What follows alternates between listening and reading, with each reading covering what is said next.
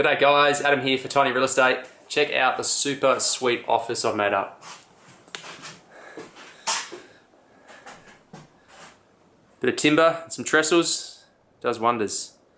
We've got the door in, as you can see. We got that in the other day. And the place is now watertight and airtight, which is really cool. So it makes a nice little cozy space in here now. And we're going to be shooting Tiny House Fridays in here today. G'day guys, Adam Simmons here for Tiny Real Estate. Today I wanted to help you with getting started with your tiny house.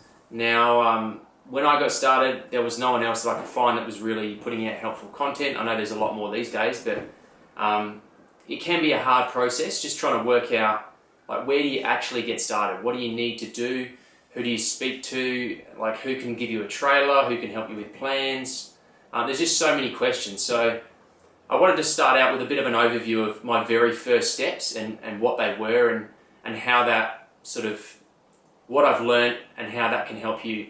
So essentially, the first step which I went through, which I found really helpful, was defining why I wanted to live in a tiny house. Now, I know it seems very silly, like you just want to build a tiny house, I get it, but defining why you want to live in a tiny house is very important, because along the way, you're going to have a lot of people who are going to ask you why you're doing it. And if you haven't really thought it through yourself, it's going to put you in a lot of situations where it can be a little bit awkward and uncomfortable. So yeah, defining why. Now that can be a million things. It's different for everyone. But essentially, you know, for me, it was escaping the rat race. You know, I wanted to be able to leave my job and not work as much and do things that I love. Not being reliant on utility companies, you know, like your power, your water, your gas, not needing that, being off grid. So that's really important to me. And also supporting something which is helping people who either can't afford a traditional house or don't want to have a traditional mortgage. So, you know, these were things that I was passionate about. So, you know, I urge you to give it a go. You know, get down on a bit of A4 paper, write down, you know, a little bubble in the middle why you want to do it, and just brainstorm. Just brainstorm a whole load of things that come to mind. Now, once you've done that, then you can start to think about the sort of the features and the layout of what you want, what suits your lifestyle.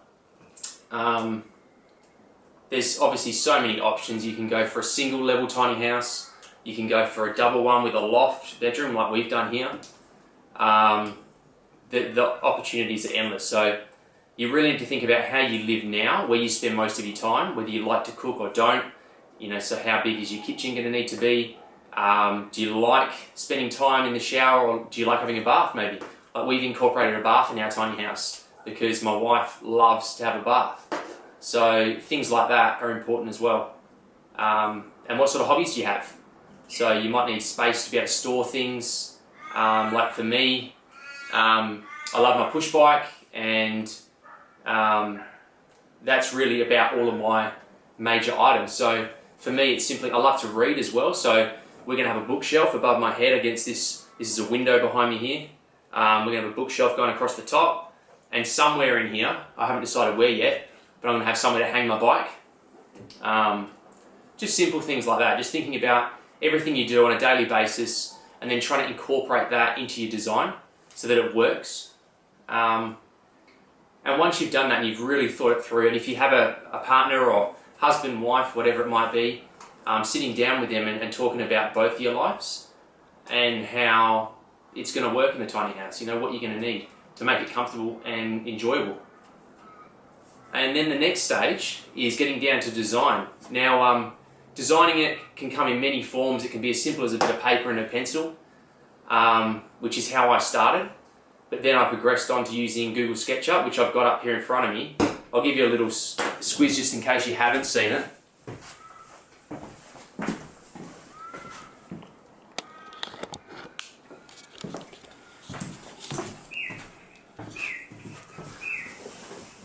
So this is essentially all it is. It's just a drawing program. It's very basic.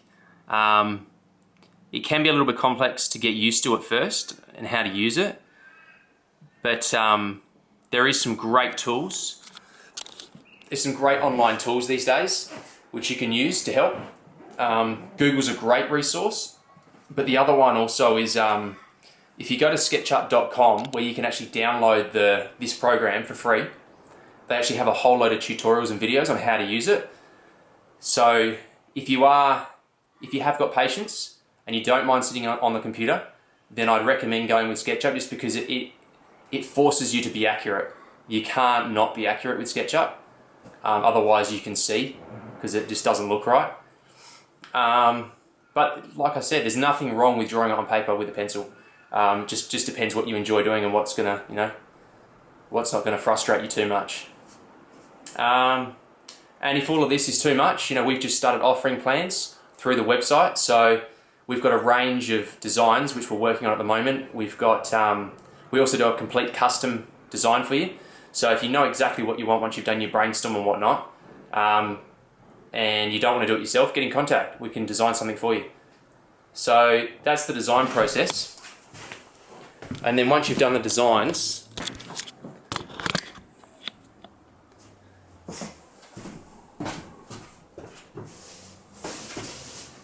so once you've done your designs and you're happy with how it looks, you've incorporated all the features you want, you know exactly why you want to move into a tiny house, then the next step is really ordering a trailer.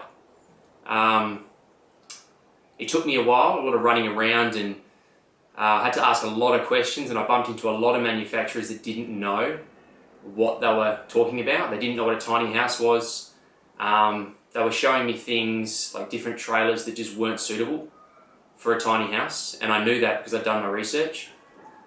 Because the thing with a tiny house is the loads are going through the walls. All your weight is on the outside of the trailer, front and back and side to side, whereas a normal flat deck trailer takes the load in the middle. So it's a very different load distribution, and most manufacturers just didn't understand that. So do your research, make plenty of phone calls, and we offer trailers now as well. So if you are looking for a trailer and you want a dedicated tiny house trailer, we've done a lot of research, spent a lot of money, and we're now offering the best tiny house trailers in Australia. Doesn't matter where you live, we can deliver it to your door. And there's a form on our website where you can get a free quote, so check that out as well. Thanks so much for watching today, guys. I really appreciate it. If you did enjoy it, if it was helpful, please let me know, because I love to hear your feedback. It means a lot to me. It lets me know that I'm doing a good job and I'm actually putting out something which is useful for you guys. And yeah, don't forget to like us on Facebook, share anything you really enjoy, and we'll speak to you next time.